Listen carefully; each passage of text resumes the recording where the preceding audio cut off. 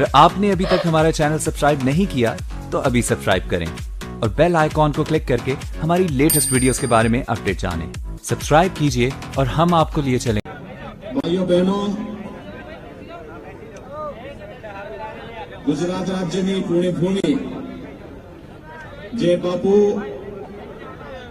सरदार पटेल અને આદરણીય પ્રધાનમંત્રીજીની પુણ્યભૂમિ છે।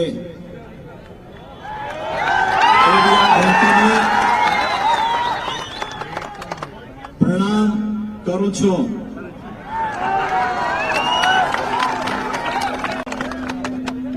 भाइयों बहनों,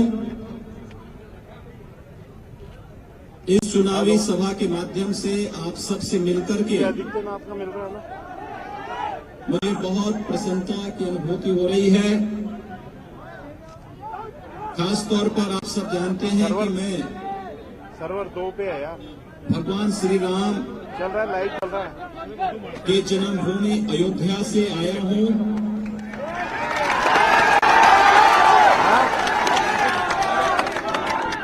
साथ ही साथ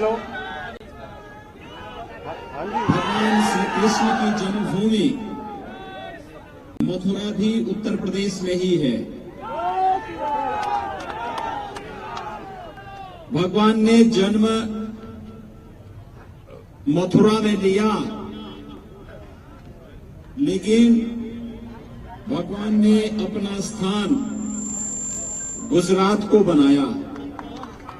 द्वारका में आकर के उन्होंने इस धरती के माध्यम से पूरे देश और दुनिया को जो संदेश दिया, स्वामीनारायण भगवान का जन्म उत्तर प्रदेश में छपिया में हुआ और गुजरात में आकर के उन्होंने धर्म की स्थापना के लिए जो अभियान चलाया, वह हम सब के लिए न केवल अनुकरणीय है, अपितु आप सभी भाई बंधु मेरे लिए अभिनंदनीय भी हैं। आज देश और दुनिया की निगाहें गुजरात विधानसभा चुनाव पर पड़ी है। आप सब जानते हैं कि गुजरात आज देश के लिए और दुनिया के लिए भी विकास का एक मॉडल बना हुआ है। हेलो, देश के आज के यशस्वी प्रधानमंत्री आदरणीय नरेंद्र भाई मोदी जी के नेतृत्व में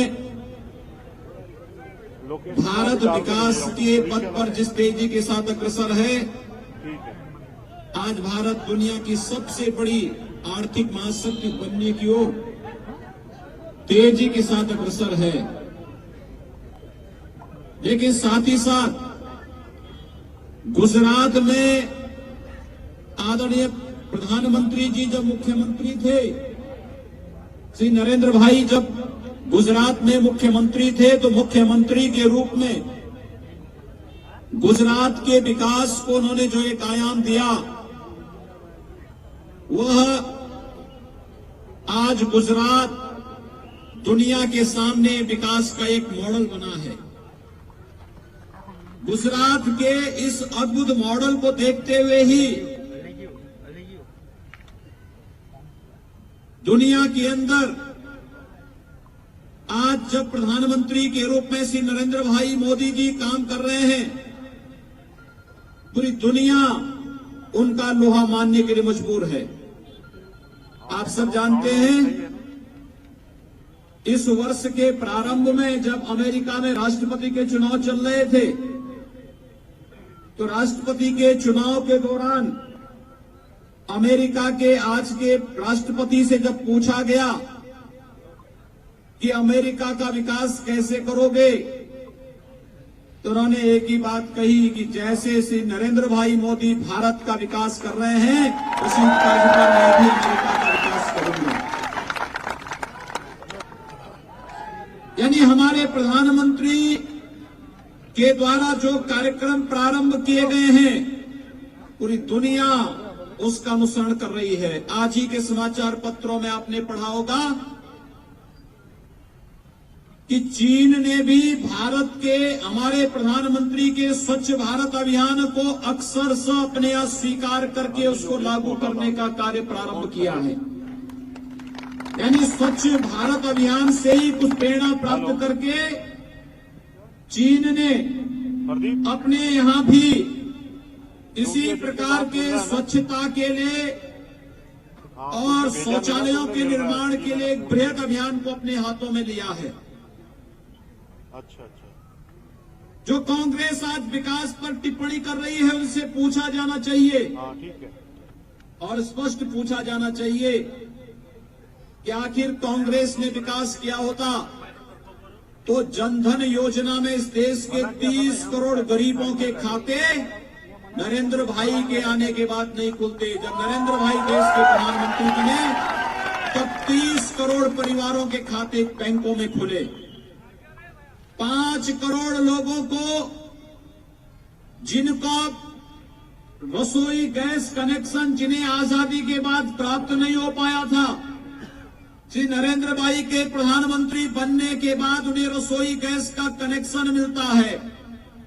इस देश के युवाओं के लिए digital India, startup India, stand up India के माध्यम से अनुसूचित जाति और जनजाति के लोगों के लिए जो कार्यक्रम देश के अंदर प्रारंभ किए गए, वह न केवल आज पूरी दुनिया उसके पीछे भारत का अनुसरण कर रही है, अपितु कांग्रेस के खोखलेपन को भी प्रदर्शित करता है।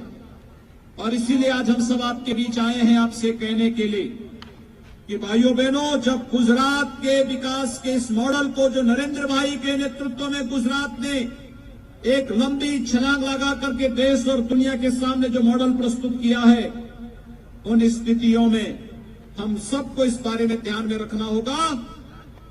क्या जब नरेंद्र भाई का नेतृत्व पूरे देश को यशस्वी नेतृत्व देकर के आगे बढ़ा रहा है, उन स्थितियों में गुजरात के अंदर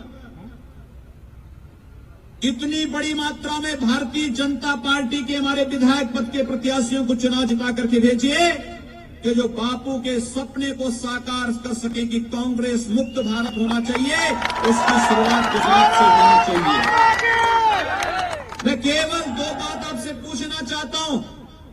जो राहुल गांधी आज आपके सामने विकास की बात कर रहे हैं, और राहुल गांधी अपने संसदीय क्षेत्र अमेठी जो उत्तर प्रदेश में पड़ता है, जहां से उसके नाना, उसके दादी, उसके पिता, ये सभी लोग वहां से सांसद रहे हैं, प्रधानमंत्री भी रहे हैं। उस अमेठी में आज तक जिला मुख्यालय नहीं है, यानी जिला कलेक्ट्रेट का कार्यालय नहीं है।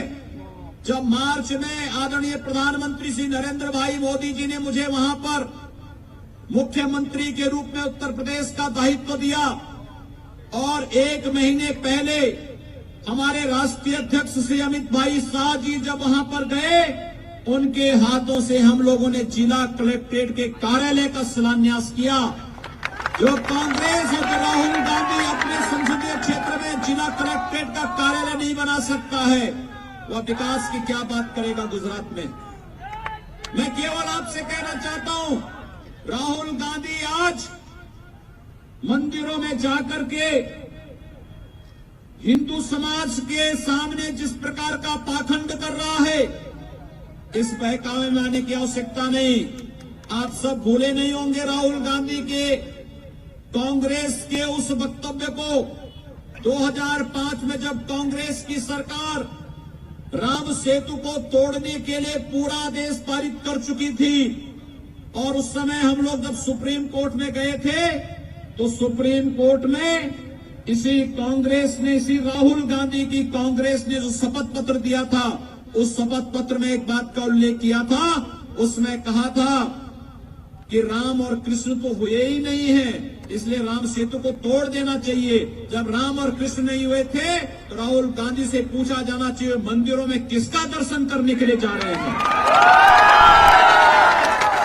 ये राजनीति में ढोंग बंद होना चाहिए, पाखंड बंद होना चाहिए।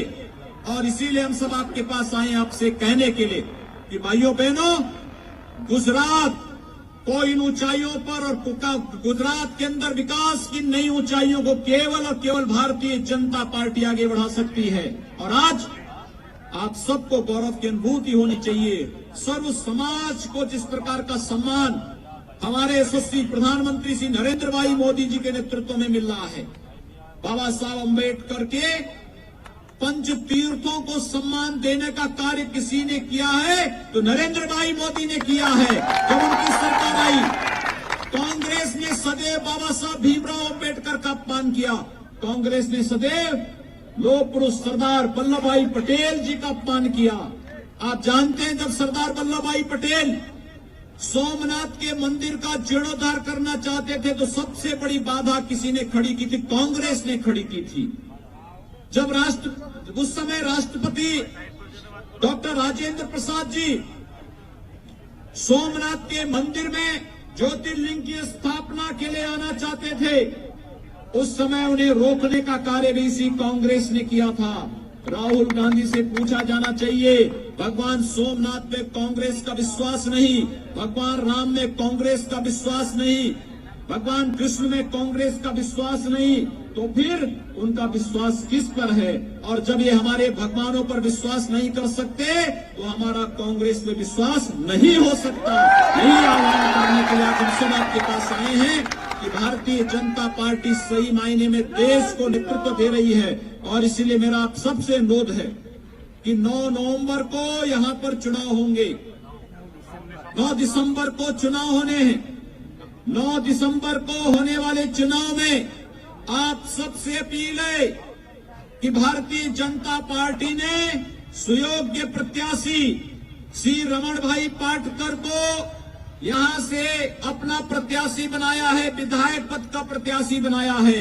कमल चुनाव चिन्ह पर आप सब, ये कमल तो गुजरात का प्रतीक है, क्योंकि गुजरात देश का सबसे समृद्ध राज्य बन चुका है और समृद्धि का मतलब लक्ष्मी से है और लक्ष्मी की सवारी है कमल निशान, इसलिए निशान गुजरात का निशान है।